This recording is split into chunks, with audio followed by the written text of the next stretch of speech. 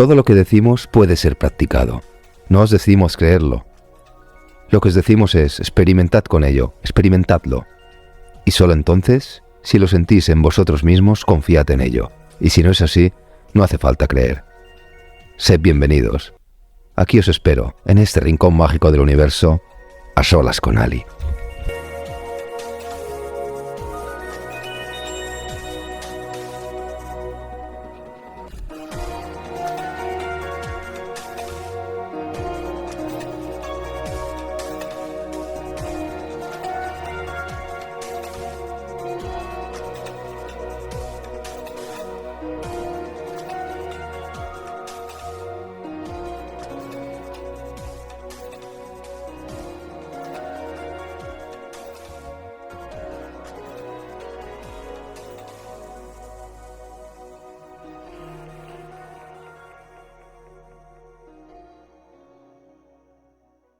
Bueno, hola a todos y bienvenidos a un nuevo programa de A Solas con Ali, que estamos Xavi y Ali, a solas. Hola, Ali.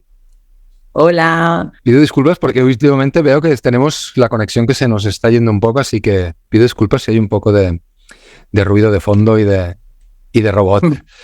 Vamos a romper un poco la energía del último episodio, del último capítulo, que fue especial, y vamos a volver, porque ya pasó un mes y medio desde el perdón, que la gente ya lleva trabajando el perdón, la voluntad, y ahora vamos a por el tercer encuentro del Somos Uno, de este mini Somos Uno online, que sé que mucha gente le encanta.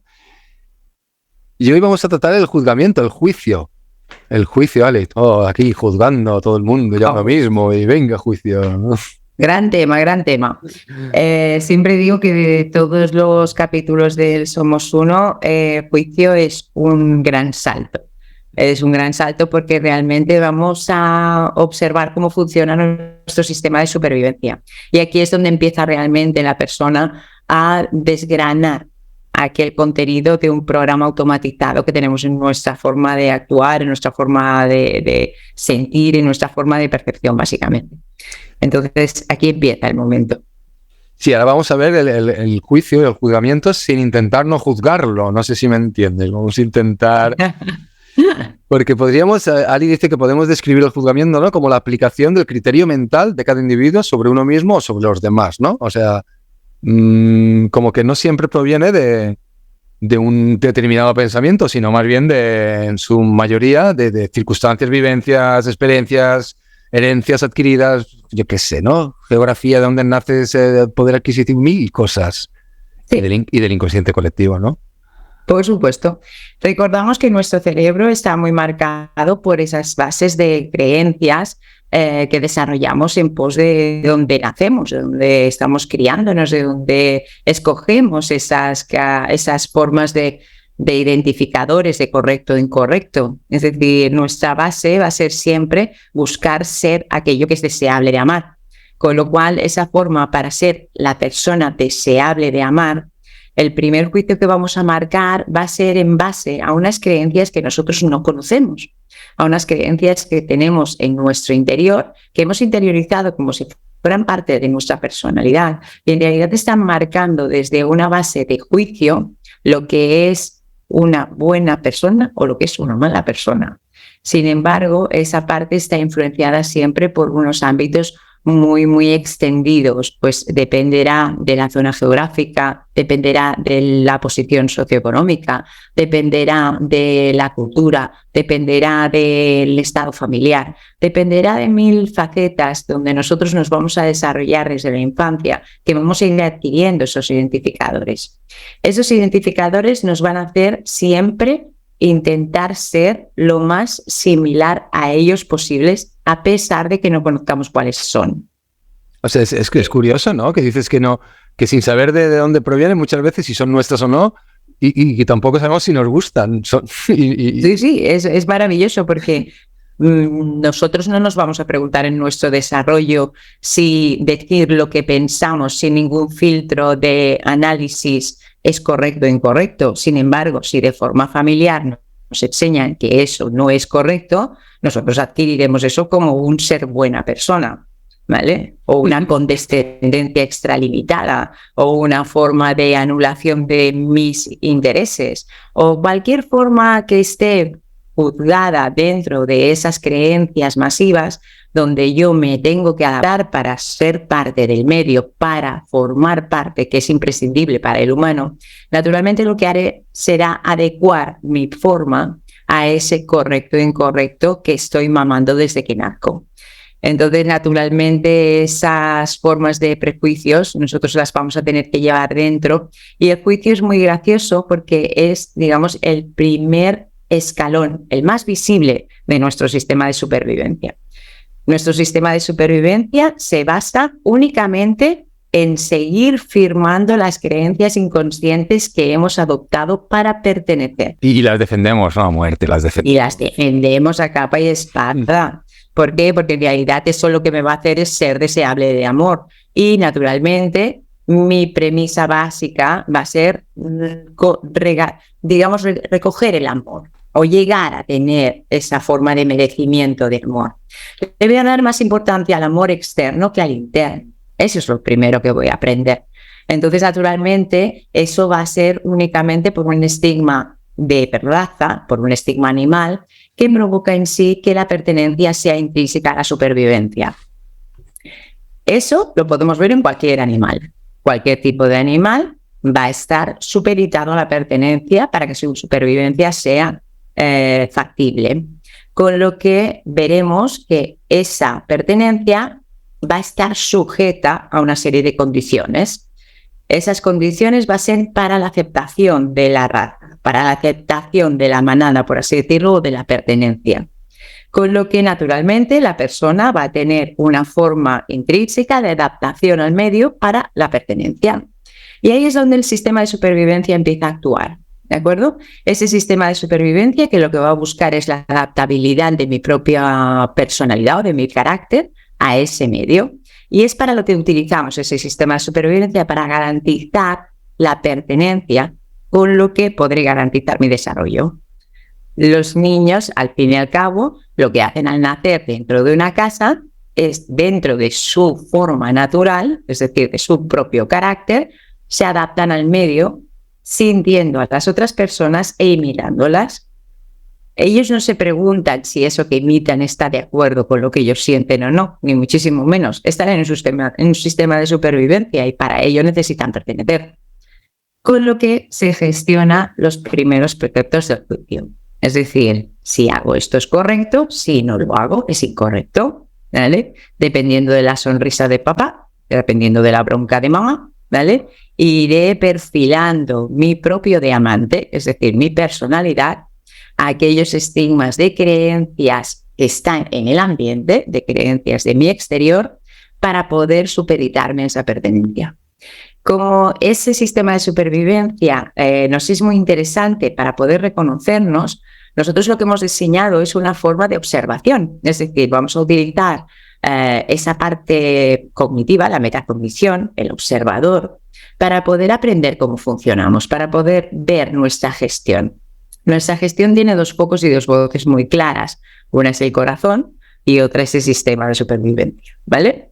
El corazón es el sentir puro, aquello que realmente haría por impulso, ¿de acuerdo? Si no estoy recabando información del medio, si no estoy recabando información de la línea del tiempo o de cualquier efecto que sea del cuerpo, es decir, no estoy bajo el influjo de la necesidad, yo tendré una pulsión natural que será una respuesta concreta. Imaginaos, por ejemplo, si ahora me apetece un helado, ¿vale? Si yo no tengo en cuenta nada en absoluto sobre la causa y efecto de ese helado, yo escucharé una pulsión interna que me dirá ¿te apetece o no? Tan simple como eso, ¿verdad? Cuando mi sistema de supervivencia se pone en marcha y empiezo a escucharlo, empezaré una analítica sobre el consumo de ese helado, con lo cual empezaré a pensar en la repercusión respecto a lo que sucede con ese helado, ¿vale? Si para mí es importante el cuerpo, si para mí es importante la línea del tiempo, si para mí es importante el resultado, naturalmente veré condicionada esa pulsión. Esa pulsión natural que sería, me apetece un helado, estará condicionada por esa analítica que me hará ver las causas y efectos de ese helado. ¿Se entiende bien? Sí. Claro, ahí ya ha empezado a moverse el sistema de supervivencia. Cuando ese sistema de supervivencia ocurre, pasaremos por diferentes fases, que son las que aprenderemos a observar dentro del Somos Uno. La primera fase y más observable es el juicio, pero el juicio me irá directamente a una base mucho más profunda, que será la culpa. Esa base profunda de la culpa se sostiene en un apego, y esa base de apego se sostiene en un identificador. Acordaros, correcto o incorrecto. Esas son las bases de identificadores. ¿De acuerdo? Ajá. Necesito ser amado, con lo cual la base de apego va a ser sostener aquel identificador que me garantiza el amor. Claro. La base de culpa es cuando mi pulsión es contraria a ese aspecto de apego. Y la base de juicio es el que va a luchar para que yo no caiga en esa base de anular identificadores que me garantizan la pertenencia.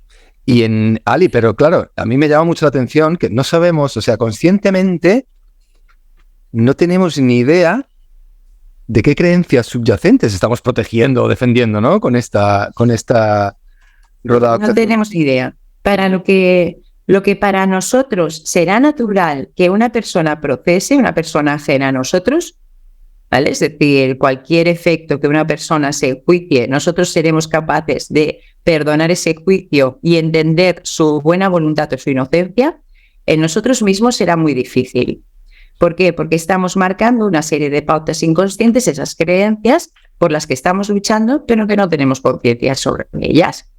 Es decir, por ejemplo, una forma del juicio natural que tenemos sobre nosotros mismos es esa manera de, por así decirlo, de respeto propio, ¿no? Por ejemplo, ese es un ejemplo. El respeto propio, muchas veces las personas caen en la cuenta de que no lo pueden mantener. Les es más importante lo que sienta otra persona que lo que sienten ellos mismos. Naturalmente tenemos que entender que la base de cualquier tipo de identificador va a ser siempre la necesidad de recabar amor, la necesidad de ser merecedor de amor.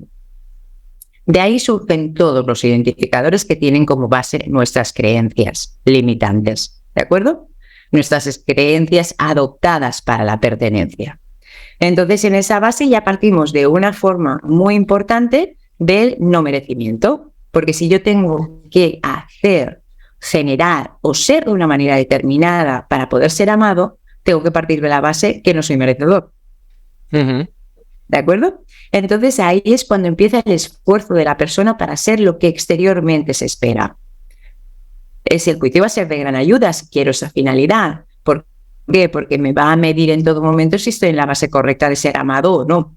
¿Sí? Sí. Cuando una persona en realidad ve que otra no se respeta, ¿vale? O que está demasiado condescendiente con cualquier persona de su alrededor, ¿vale? Seguramente le empoderará y le marcará que no es necesario tener que someterse a nadie para encontrar ese amor, ¿vale?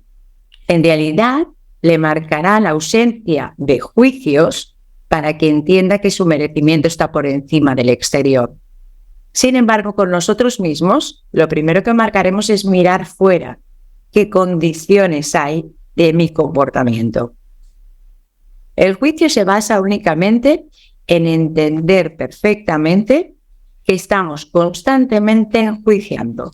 ¿Por qué digo eso? Porque cualquier pensamiento es un juicio. ¿Se entiende bien? Sí, pero se complica el tema, ¿no? Como decía Osho, ¿no? Si piensas que la mariposa es bella, la estás juzgando. Correcto. Entonces, ¿qué pasa? Por lo general, nosotros, como tenemos unas creencias muy limitantes de correcto e incorrecto, cuando nosotros pensamos que la mariposa es bella, como nuestra creencia es que es correcto, no nos supone una alteración de la paz. No. Seguiremos en paz. ¿No? ¿Qué pasa? Cuando nos sentimos que esa mariposa es un atacante, ¿vale? Que está atacando nuestras creencias. Esa es la parte más importante, porque siempre sentiremos un atacante cuando vemos alteradas nuestras creencias base que no conocemos, ¿vale? Es decir, imaginaros, por ejemplo, que una persona, siempre ponemos un ejemplo de que nosotros salimos a pasear por la mañana y encontramos a una persona que pasea cada mañana por el mismo lugar. Y siempre amablemente, aunque no me conozca, me mira, me sonríe, me da los buenos días y continuamos con nuestro camino. Esa persona aparentemente es inocua para mí, pero esta persona con su sonrisa me está dando amor.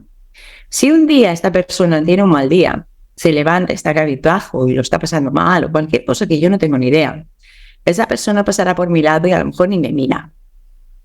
¿Qué ocurrirá ahí? Ocurrirá que mi sistema de supervivencia se pondrá en marcha y empezaré a sentirme atacado por esa falta de apreciación. ¿Se entiende bien? Sí. Por más inocua que sea la persona.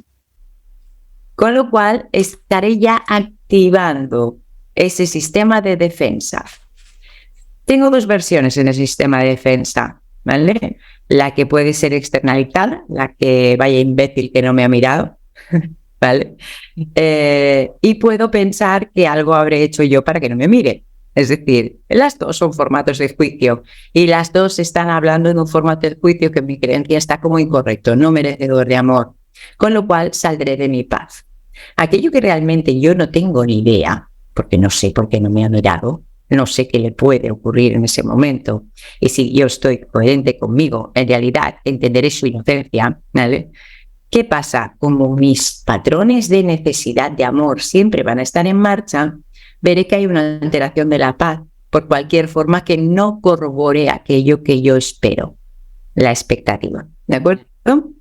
Esa expectativa vamos a hablar de que es el gran mal de la humanidad, porque en el momento que una persona permite absolutamente que todo lo que ocurra no tenga una sintonía personalizada o de ataque, en realidad podrá entender que cualquier formato de expectativa va a ser un síntoma de carencia. Claro, además es como... recuerdo que tú me pasaste como unos estudios realizados, ¿no? Que afirmabas que la gente, los ciudadanos, no valoraban las intenciones de una persona y le determinaban una serie de personalidades y carácter basándose a veces solo en los rasgos de la cara. Tú imagínate, incluso votaban, ¿no? Me decías, ¿no? Que votaban incluso a una persona por fisionomía. Por fisionomía, que la fisionomía, ya me dirás, que es lo más externo y es un poco en esta línea, ¿no? Sí, nos montamos en la pena. Es una línea muy marcada de su posición. Es decir, digamos que nuestro análisis, nuestra forma de supervivencia está muy naturalizada con hacer las bases de valores. Es decir, lo que está haciendo es constantemente recabar datos de una forma natural, ¿vale? ¿Por qué? Porque se encarga esta base de supervivencia justamente en nuestra supervivencia, que nosotros podamos seguir vivos, con lo que su función va a ser recabar datos constantemente del exterior, de la línea del tiempo y de nuestro cuerpo. Esas son las bases de nuestro cerebro de supervivencia y es innato que funcione así. Cuando nosotros lo externalizamos a cualquier formato emocional, es cuando realmente estamos en un grave compromiso.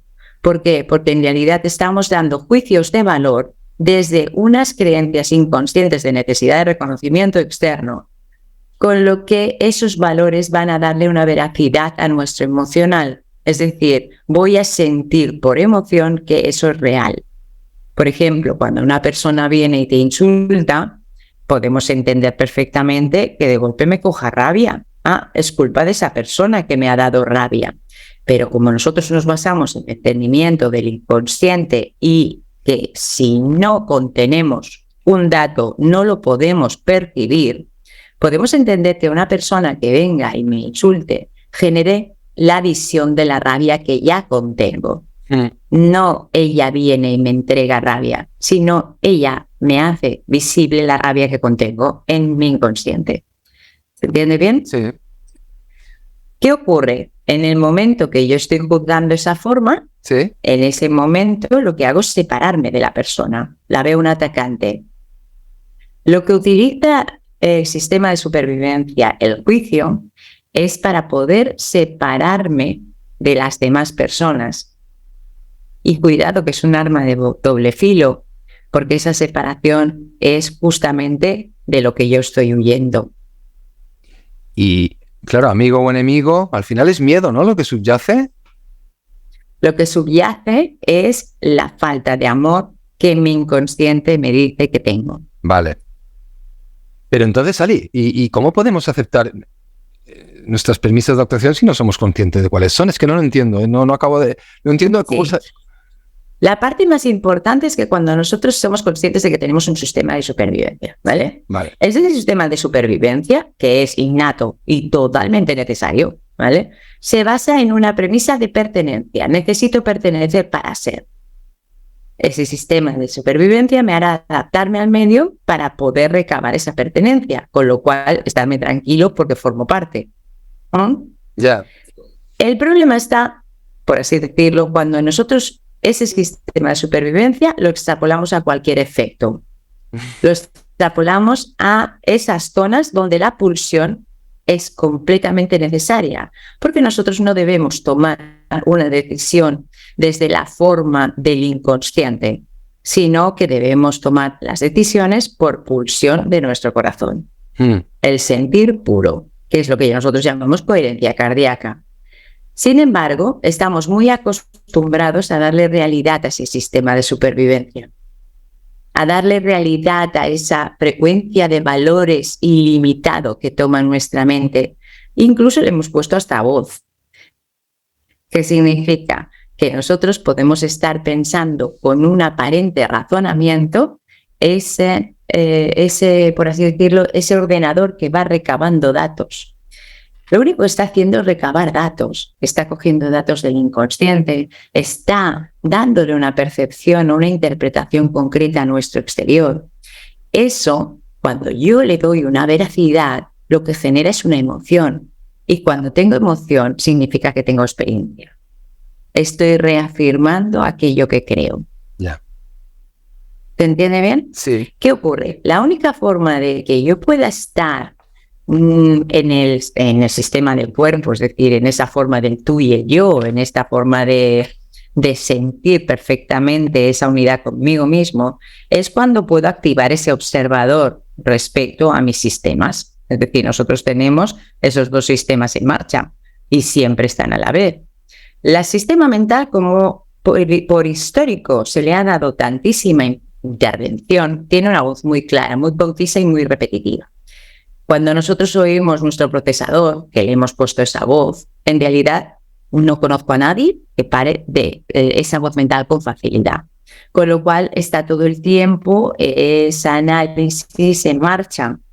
¿Qué ocurre? ¿Ese análisis es erróneo? No, ese análisis es perfecto para el sistema de supervivencia. Sin embargo, cuando nosotros decimos cabe también ubicar la voz del corazón a esa pulsión que no tiene una verborrea, sino que simplemente va a tener una influencia natural del sentir, ¿vale? A la que no le hemos puesto voz, pero sin embargo es evidente que está ahí, pues nos hace entrar en contrariedad con nuestra forma analítica, es cuando hablamos de que el juicio nos genera una ausencia de paz. ¿Se entiende bien? Sí, sí, sí. Y tú dices, Ali, que al final, pues para aceptarnos, no, sin juzgarnos, es como muy importante. Tú hablas de la confianza, ¿no? Y bueno, y después herramientas como la meditación, pero el tú confiar plenamente, ¿qué es la confianza? Primero tendríamos que sacar ese concepto para saber lo que puede ayudar en el juicio o en el autojuicio o el juiciamiento propio. Creo que es el más problemático, porque el yo... No, es el mismo. Cuando tú... Vale. Sí, así es dentro, si es fuera, acordaos de las leyes universales. Es verdad, es verdad. Aquello que hago dentro hago fuera, con lo cual me da igual el juicio que tomemos como veraz, porque es el mismo. Entonces, ¿qué es la confianza? La confianza es justamente la conciencia de pertenencia. En el momento que nosotros somos conscientes que nuestra pertenencia es inalterable, es cuando en realidad nos damos la libertad de elección. Y te aceptas todo tú. Y puedes llegar a aceptarte completo, naturalmente, ¿vale? Sin tener miedo de mirar dentro de ti. Ah, amigo. ¿Vale? ¿Por qué? Porque cuando realmente tú estás controlando aquello que emanas, es porque tienes condicionada la pertenencia, aparentemente. Pero cuando eres consciente de que tu pertenencia es sine qua non, sí o sí va a ser, en realidad dejas de cuestionarte esa pertenencia, con lo que no cuestionas que, dependiendo de lo que hagas, vas a pertenecer o no. Vale. ¿Te van a amar o no te van a amar? Ya. Esa es la parte más importante, porque el juicio se basa únicamente en eso. Cuando nosotros entendemos por primera vez qué suponía el juicio, recuerdo que en una canalización llegó un diagrama que era muy importante para nosotros, eso llegó hace muchos años, que además ese diagrama marcaba mucho el comportamiento de esa forma de supervivencia. Y el diagrama empezaba con las creencias inconscientes, aquellas que realmente no podemos conocer. ¿Por qué? Repetiremos siempre que nuestro inconsciente es un 95% de nosotros y nuestro consciente un mero 5%, que no es ampliable, no olvidemos. Con lo que eso genera en sí que nuestras creencias inconscientes no sepamos cuáles son. Sin embargo, esas creencias inconscientes son las impulsoras de nuestros influjos más, por así decirlo, más viscerales. Aquello que realmente busco, aquello que realmente quiero, aquello que realmente soy, van a ser los propulsores de esas creencias, ¿vale? Lo que para nosotros es importante, por ejemplo, relacionado con una pareja, en otra base cultural será completamente lo contrario. Con lo que nosotros estamos marcando qué es lo correcto para yo poder vivir mi amor, porque estoy supeditado a las creencias de esta zona geográfica. Si estuviera en nuestra zona geográfica, serían otras creencias, por lo cual serían otros intereses. Con lo que en realidad esas creencias no supeditan a la persona, la persona se supedita a ellas. Y aquí es cuando realmente nos interesa poder ser conscientes de ese diagrama, de cuándo se mueve esa creencia. Yeah. Cuando se activa esa creencia, nosotros lo que vamos a tener es un influjo directamente de expectativa. Es decir, imaginaros, por ejemplo, que en una relación de pareja, pues en esta relación de pareja, la persona, una de las partes, siente que es indispensable que cada noche su pareja le tenga preparada la cena cuando él llega, ¿vale? O cuando ella llega, lo mismo. Entonces, cuando esta persona llega a casa, su expectativa es que la cena esté preparada. Llámese por A o por B, da lo mismo, es una expectativa cualquiera. Esa expectativa parece muy loable, quizá en algunos términos, pero quizá en la otra persona no está ni contemplada, pues no piensa que es importante. ¿Se entiende bien? Sí. O incluso puede pensar que es importante hacer los dos juntos. ¿Se entiende bien? Vale. Cuando se activa esa expectativa, imaginaros, ponemos por ejemplo la persona X que llega a casa y le espera a la persona Y, ¿de acuerdo? Esta persona X le cuece la expectativa de que una muestra de amor será que cuando llegue tenga la cena preparada. Bien. Las creencias inconscientes están propagando esa expectativa, ¿vale? Pero la persona X no tiene ni idea de lo que tiene en mente la persona Y, ¿vale? Y cuando llega a casa, encuentra a la persona X y la persona Y está tirada en el sofá. No sabe por qué está tirada en el sofá. Lo único que puede ver es que no tiene preparada la cena como X esperaba. Lo que va a traducir directamente X de esa expectativa es que no la ama.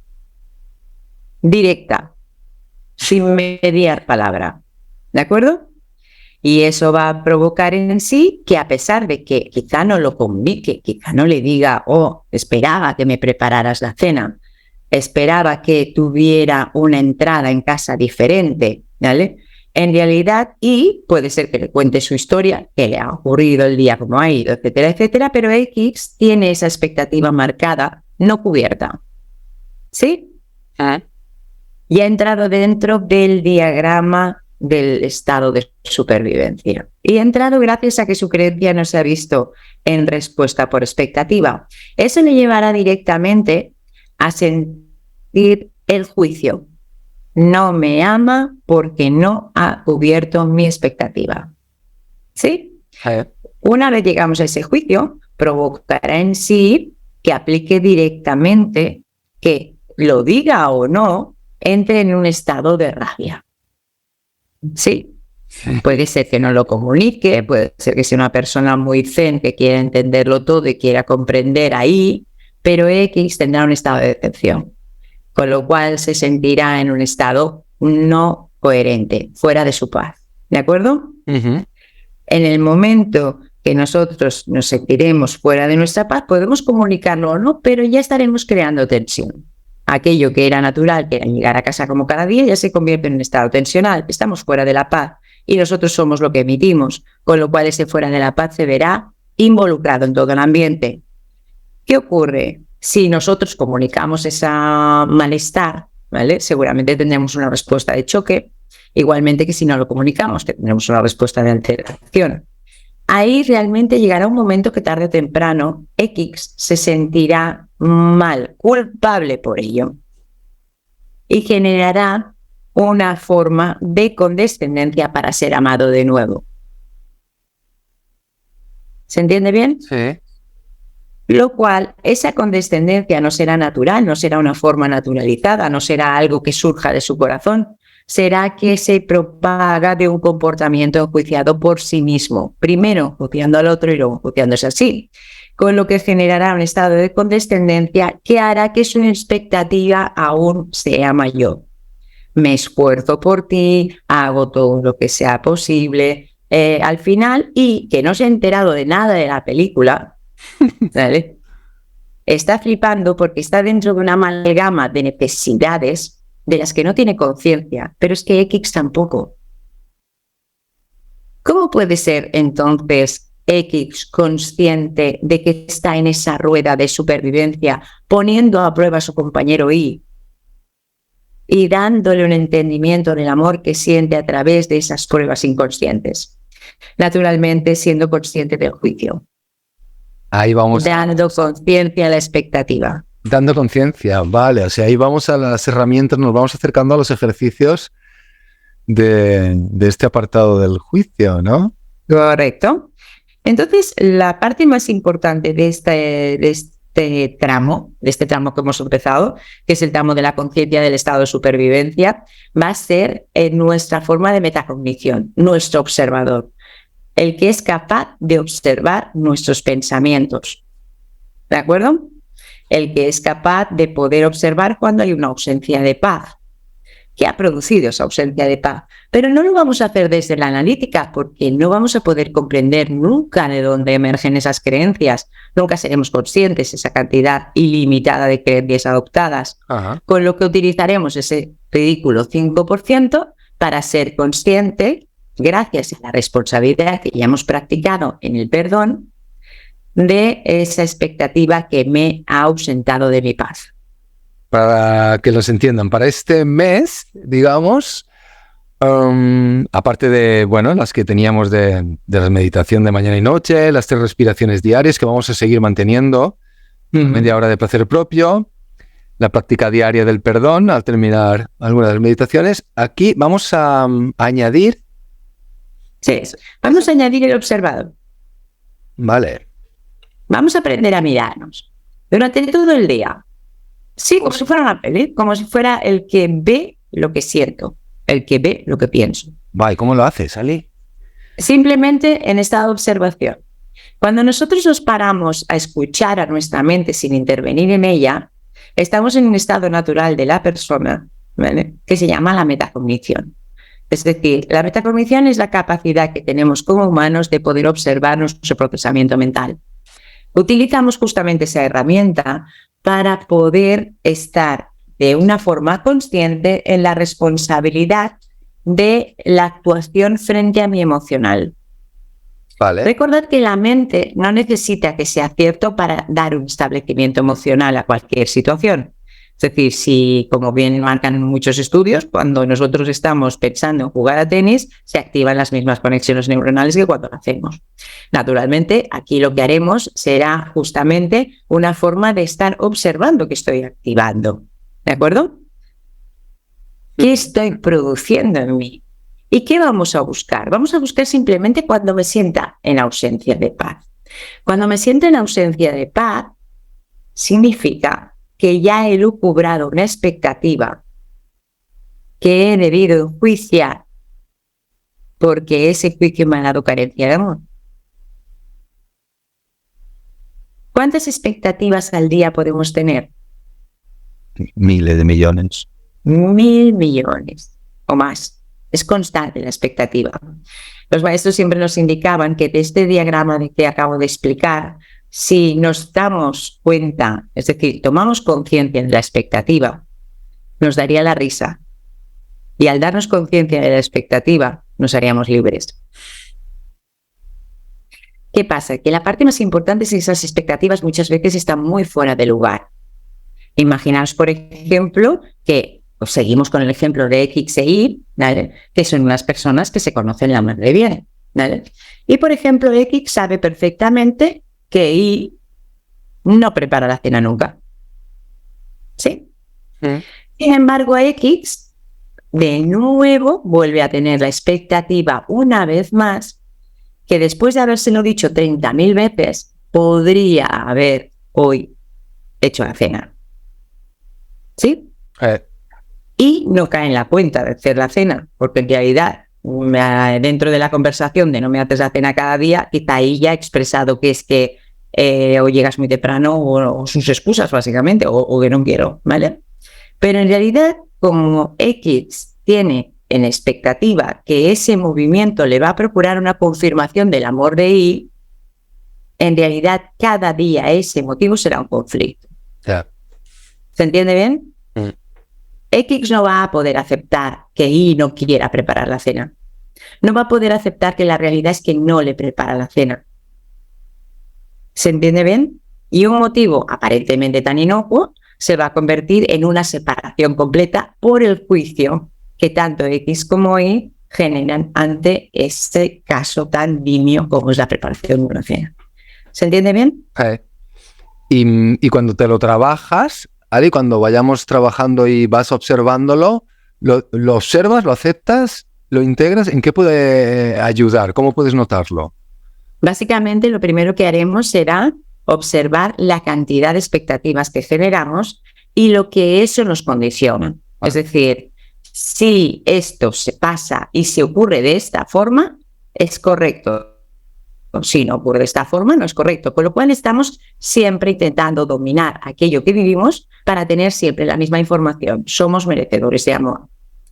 En el momento que nosotros nos damos cuenta de las expectativas, veremos que la grandísima mayoría de expectativas están basadas en una necesidad de reconocimiento propio. Cuando nosotros no nos damos cuenta de ellas, damos como veracidad esas expectativas, las damos como reales. Yeah. Con lo cual, lo que tenemos como resultado es también veraz. No me merezco ese amor, no me dan el amor que creo merecerme o que quiero merecerme. La parte más bonita de poder observar esa expectativa es que antes de que empiece todo este procesamiento de necesidad de poner a prueba el amor que me merezco, ya lo cortamos. Vale.